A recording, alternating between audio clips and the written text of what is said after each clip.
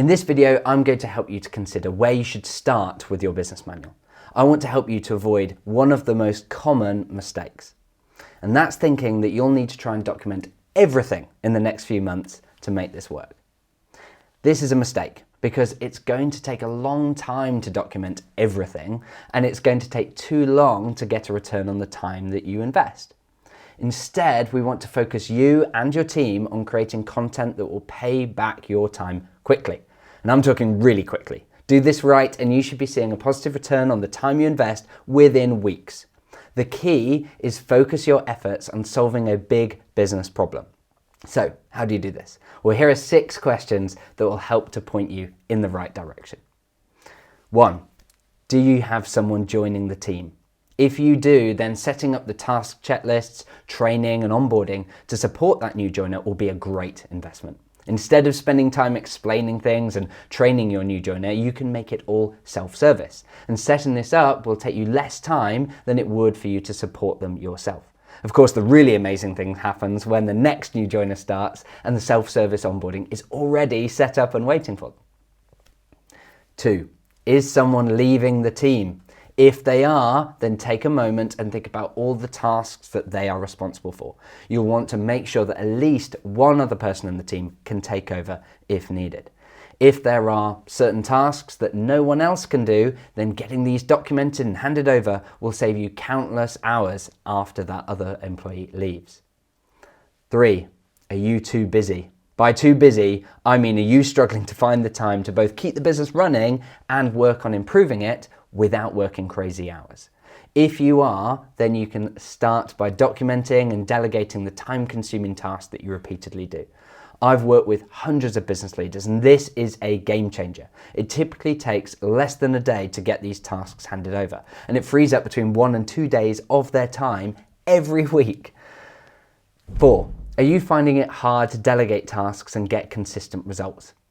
It may be that you've already delegated some tasks, but you're not super happy with the results. Either the quality isn't great or you end up having to provide a load of support. This can feel painful and have a big impact on your business. Lost customers and rework can quickly add up to tens of thousands of pounds. So if this is a problem that your team is facing, then it's a great place to start. You'll be giving them the guidance that they need to deliver great results every time. 5. Are you struggling to hire because you need someone experienced? I've gone through this multiple times in sales, finance, marketing, software engineering. Each time it felt like we needed someone with a lot of experience, but the numbers didn't add up. We couldn't afford them. What we discovered was that we could cut that cost in half. By setting up a manual for each team, we were able to start hiring people based on their core skills and their cultural fit, rather than needing people with 10 years of experience. Using the same approach, you can hire people that are a better fit for your company, get better results, and stick around longer. 6. Can you take a 4-week holiday without issues? This is important because, quite frankly, you should be able to take holidays without issues. It's also important because it's a great test of whether or not the business can operate without you. When the business doesn't rely on you to be there every day, it means you've removed yourself as a bottleneck and you're not holding back the team.